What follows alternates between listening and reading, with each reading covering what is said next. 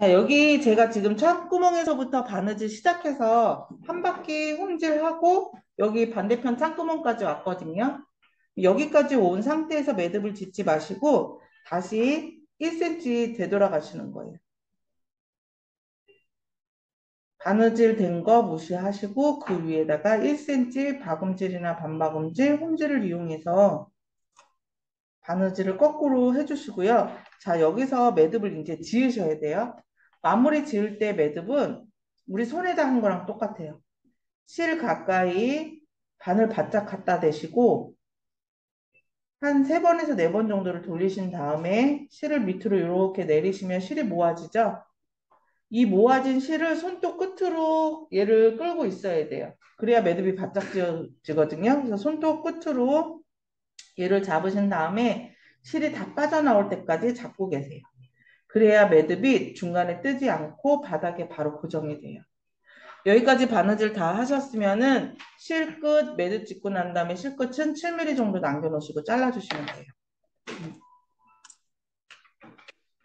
자, 이렇게 다 하셨으면 이제 남은 원단들을 정리를 해주실 건데요. 우리가 바느질한 선 바깥쪽으로 원단을 남겨주는 거를 시접이라고 하거든요. 시접을 7mm나 0.7cm 남겨놓고 원 모양대로 그대로 잘라주세요. 시접이 너무 많아 버리면은 안에 솜으로 채워져야 될 분들이 원단으로 채워지기 때문에 모양이 안 예뻐요. 이렇게.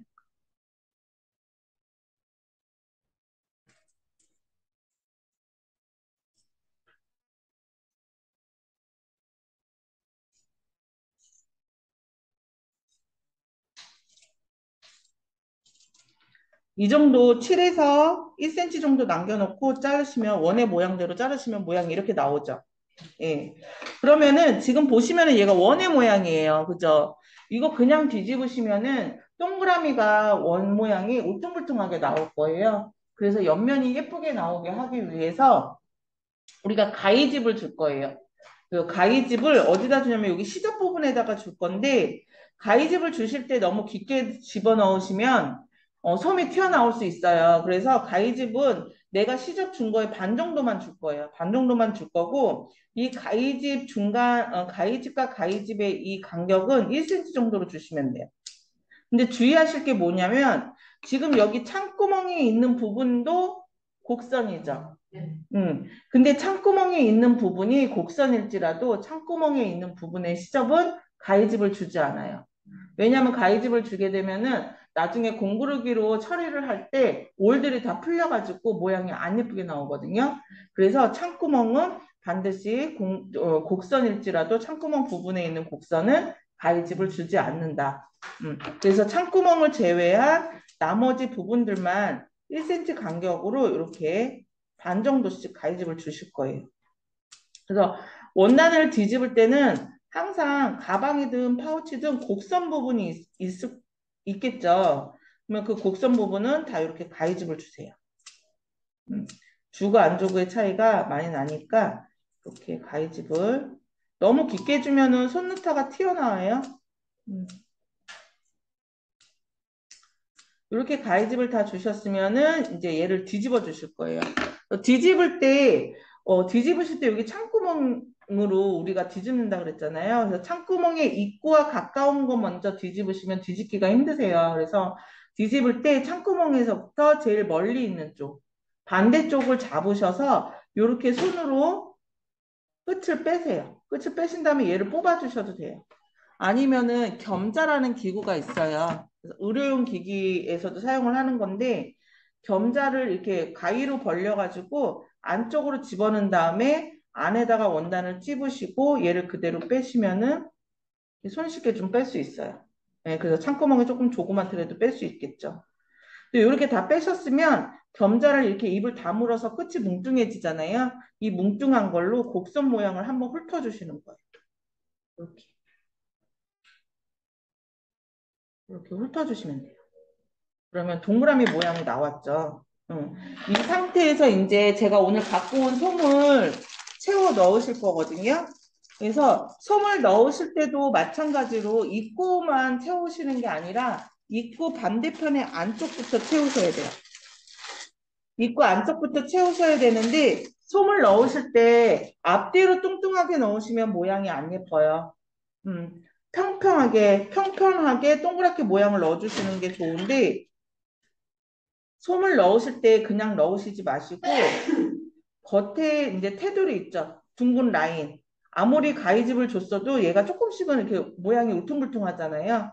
솜을 채워 넣으면서 그 동그란 모양을 만들어 주시는 거예요. 그래서 점자가 있으신 분들은 거의 없으실 거예요. 그래서 요거를 집에 가시면 쇠젓가락 있죠.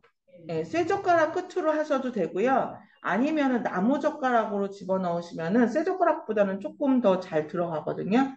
그래서 나무젓가락을 이용해서 하시고 끝에 테두리를 만드실 때 이렇게 솜을 넣으면서 끝에 모양을 이렇게 펴주시는 거예요. 동그라미 모양을. 그리고 앞뒤로 빵빵하게 놓지 말고 얘가 납작하면서 탄탄하게 모양을 만들어 주시는 거예요. 그래서 계속 솜을 한번 넣어볼게요.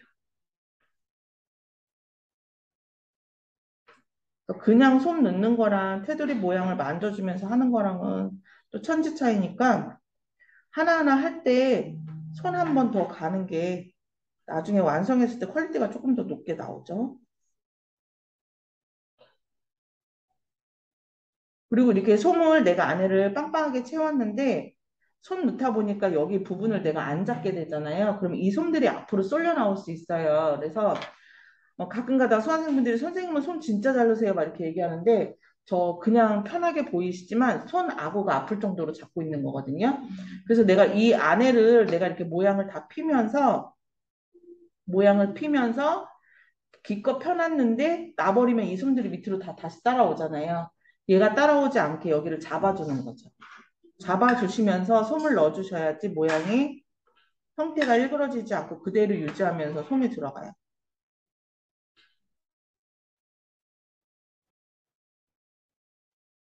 제가 지금 조금 시간 관계상 많이 넣고 있는데 솜이 많이 들어간다고 해서 좋은 거는 아니고 이 동그라미의 모양을 어느 정도 유지를 시켜주는 게 중요한 거니까 솜을 이렇게 넣으면서 동그라미 모양이 예쁘게 나오게 이 상태로 우리가 호박 모양을 잡는 거기 때문에 돌려가면서 잡아주시면 돼요. 그래서 자수를 놓으면 다 예뻐요. 제가 그러는 게 그냥 원단에다 자수를 놓았을 때랑 소품으로 그걸 만들었을 때랑 또 느낌이 다 다르거든요. 그래서 끝까지 포기하지 말고 하시라는 게 원단도 그렇잖아요. 접혔을 때 다르고 잘랐을 때 다르고 펼쳤을 때도 다르고 만들었을 때 다르잖아요. 그래서 안쪽부터 솜을 내가 다 채워 넣었다라고 하시면은 입구 쪽, 창구멍 양 옆에 입구 쪽 있죠. 창구멍이 있는 부분은 아무래도 솜이 덜 들어가 있단 말이에요. 그래서 입구 쪽부터 이렇게 만져주시면서 보시면 이런 느낌이 되게 앞뒤로 뚱뚱하지 않죠. 이 상태에서 이렇게 우리가 호박핀 쿠션을 만들 거거든요. 그래서 앞뒤로 뚱뚱하면 모양이 안 예쁘니까 안에서부터 채워서 입구 쪽 모양이 그래도 동그라미 모양이 나올 수 있을 정도로는 솜을 채워주셔야 돼요. 그렇다고 해서 또 너무 많이 채워놓으시면 공구르기 할 때 힘드세요. 생각보다 솜 많이 들어가죠. 음. 자, 이 정도로 해서 나는 솜을 그만 채우겠다라고 하시면 여기 창구멍을 벌려놓은 상태로 우리가 핀쿠션을 만들 수는 없잖아요. 여기를 공구르기라는 바느질, 퀼트의 바느질 기법으로 막을 거거든요. 그래서 우리가 시접을 줬잖아요. 그죠? 여기 완성선 있고 완성선에 맞추어서 두 개 앞뒤의 원단을 시접을 안으로 집어넣고 시침핀을 꽂아주세요. 그래서 여기가 곡선 모양 잡기가 조금 힘드실 거예요. 그래가지고 창구멍을 너무 많이 남겨놓지 말라는 게 공구르기 할 때 곡선 모양 잡기가 힘드니까 내가 뒤집을 수 있을 정도로만 조금 남겨주시고 바느질을 하시는 게 좋으세요.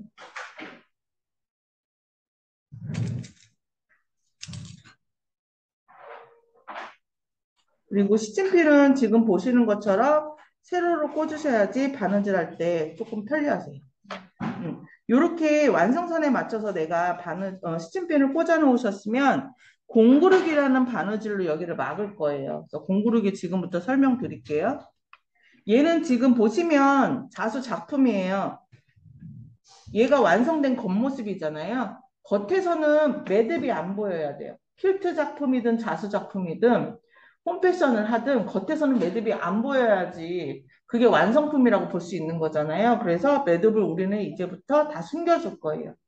그래서 창구멍을 하실 때 어떻게 숨겨주시냐면은 시침핀을 이렇게 제거하시면 창구멍이 지금 여기서부터 여기까지잖아요. 그죠? 그러면은 처음 시작점을 창구멍 입구에서부터 하는 게 아니라 벌어진 창구멍 사이로 바늘이 들어가서 창구멍에서부터 1cm 정도 안에 들어오는 데까지 들어온 다음에 바늘을 빼주시면 돼요. 이렇게. 그러면 매듭이 벌어진 사이로 쏙 들어갔죠. 그러면 다시 내가 바느질 방향 오른쪽에서 왼쪽으로 갈 거거든요. 바느질 하는 방향으로 다시 되돌려서 지금 여기 창구멍에서 1cm 부분은 바느질이 되어 있지만 바느질이 안 되어 있다라고 생각을 하시고 여기서부터 바느질이 시작될 거예요. 그러면 끝에서도 어디서 마무리를 짓냐? 창구멍이 여기 끝이면 여기서 매듭을 짓는 게 아니라 여기서부터 1cm 더 들어오는 데까지 공구르기를 하실 거예요. 그래서 공구르기가 지금 보시면 원단이 밑에 있는 원단이 있고 위에 있는 원단이 있죠. 두 겹이에요, 지금 원단이. 그래서 바늘땀이 아래쪽으로 내려오는 게 아니라 여기 지금 바느질한 경계선 바로 밑에 위아래로 왔다 갔다 하면서 바느질이 된다라고 생각하시면 돼요. 그래서 지금 실이 아래쪽으로 나와 있죠. 그러면은 바느질선 기준으로 해서 위쪽 원단으로 실이 나온 자리 같은 자리나 아니면 1mm 정도 뒤로 가서 원단이 지금 시접이 이렇게 안으로 접혀 들어갔잖아요. 접혀 들어간 사이로 2mm 정도 떠주시는 거예요. 실이 위에 나왔으면 다시 아래쪽 원단으로 내려와서 접힌 사이로 2mm, 다시 위로 가서 2mm. 자, 여기는 바느질이 되어 있기 때문에 거의 티가 안 나는데 여기서 한번 보실게요. 아래 원단으로 내려와서 2mm, 위에 원단으로 올라가서 2mm,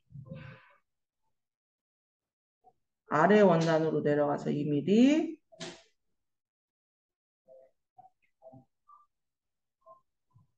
위에 원단으로 올라가서 2mm.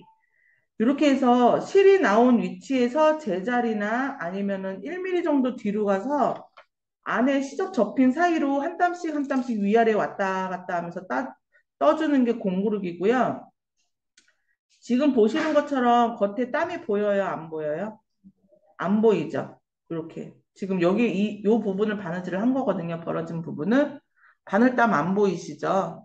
예, 그래서 공구르기는 겉에 땀이 안 보이는 숨긴 바느질 기법이에요.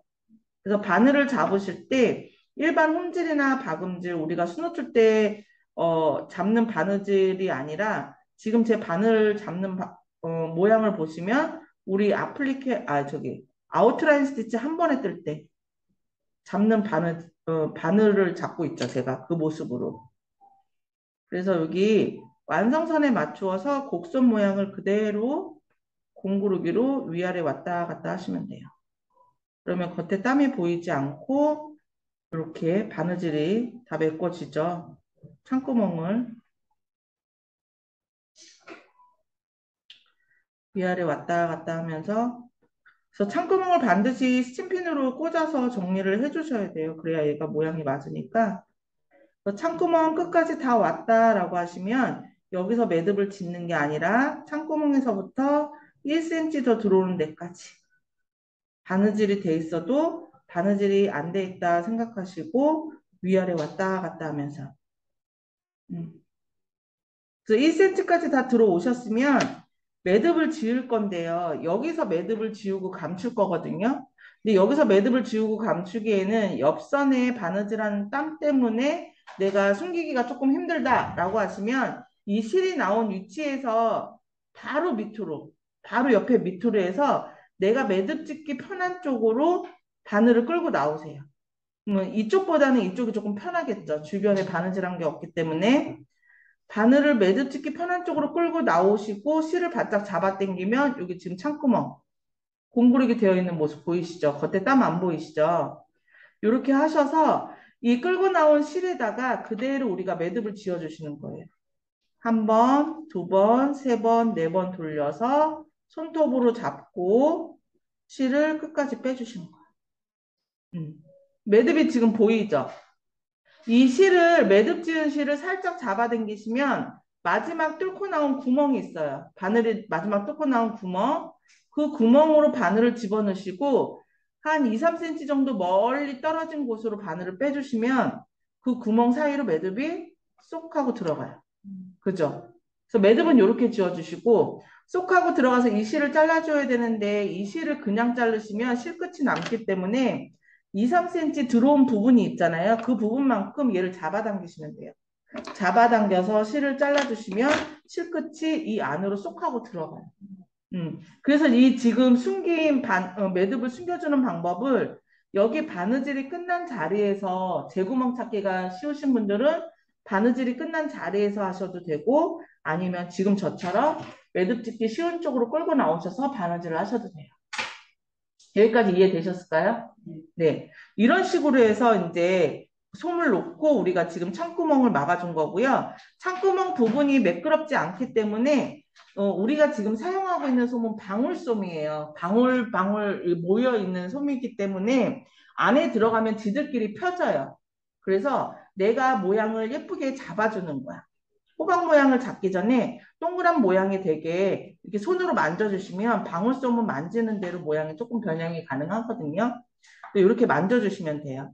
그리고 우리가 술을 놓을 때 8등분 선을 그렸잖아요. 그 선을 표현할 실을 자수실 6겹으로 길게 잡을 거거든요. 생각보다 상당히 길게 잡으실 거예요.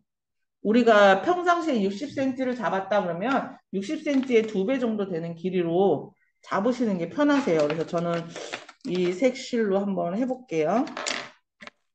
그리고 바늘은 여러분들이 갖고 있는 자수 바늘 중에서 제일 굵고 길이가 제일 긴 거로 잡아주시면 돼요.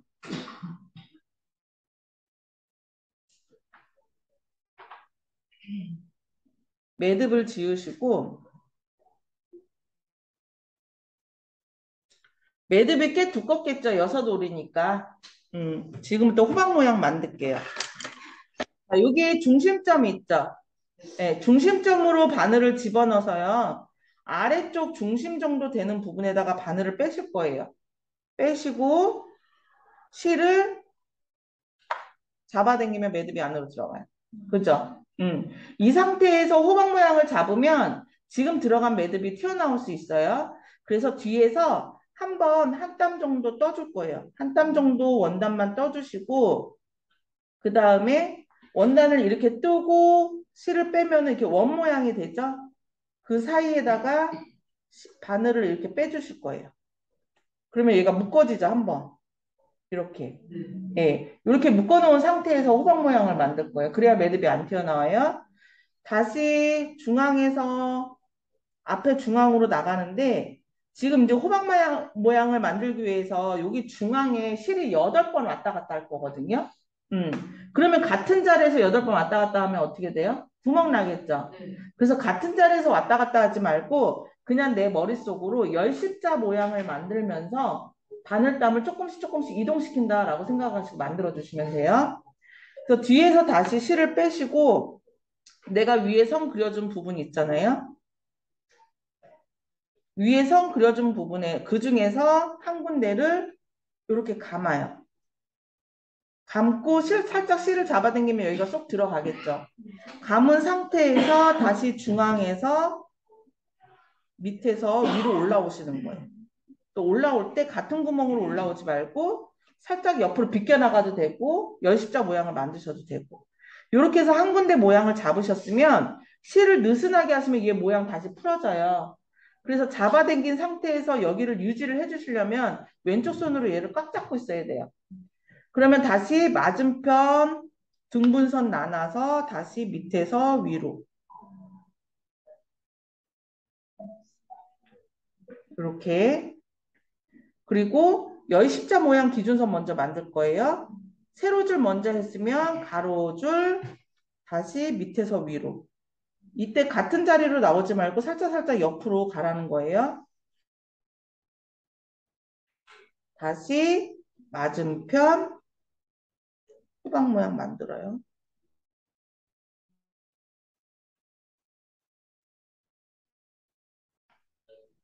그러면 나머지 네 줄 있죠. 응. 조금씩 만들면서 잡아당겨 주시는 거예요. 요쪽 한번 또 나눠주고 뒤에서 앞으로 얘랑 마주보고 있는 부분 또 갈라서 뒤에서 앞으로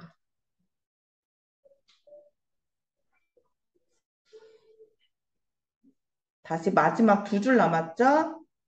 가서 뒤에서 앞으로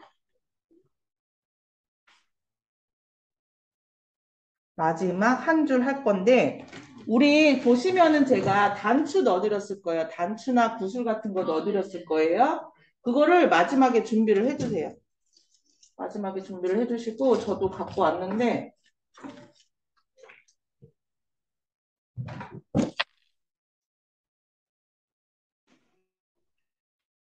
얘를 미리 준비를 해주셔야지 이거 잡아놓은 게 안 풀어지거든요. 그래서 마지막 한 줄 남겨놓은 상태에서 단추를 준비를 해주시고 마지막 한 줄 잡아당겨서 완전하게 호박 모양을 만들어주는 거죠. 그러면 지금 보시면은 위아래 구멍이 여러 번 왔다 갔다 했기 때문에 모양이 안 예쁘잖아요. 그죠? 이 여기다가 단추로 얘를 가려줄 거거든요. 바로 단추 달지 마시고요. 다시 밑으로 가서 그냥 통과만 해주세요. 지금 호박 모양 잡아놓은 게 실이 풀려질 수가 있으니까 한번 통과를 해주시고 뒤에서 올라올 때 단추는 단추 구멍이 있을 거고 구슬은 구슬 구멍이 있을 거잖아요.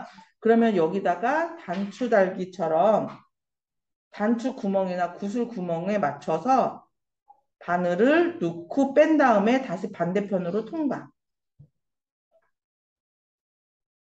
이런 모양이 되겠죠? 그리고 다시 위에서 구슬이나 단추를 이용해서 다시 통과해서 여기를 가려주시는 거예요. 그리고 다시 밑으로 통과할 때 한 번만 하면은 얘가 조금 약할 수 있으니까 밑으로 통과할 때 밑에 있는 구슬이나 단추 구멍으로 되도록이면 바늘을 빼서 위아래 단추가 같이 연결이 되게 이렇게 모양을 잡아주시고 다시 밑에서 위로 올라와서 모양을 잡아주시면 돼요. 그러면 뒤에도 가려지고 앞에도 가려지겠죠. 그래서 매듭을 지을 때는 여기 마지막 구멍 한 번 더 통과하면서 바깥으로 나올 때 단추로 나오지 마시고요. 내가 매듭 짓기 편한 쪽으로 바늘을 빼시는 거예요.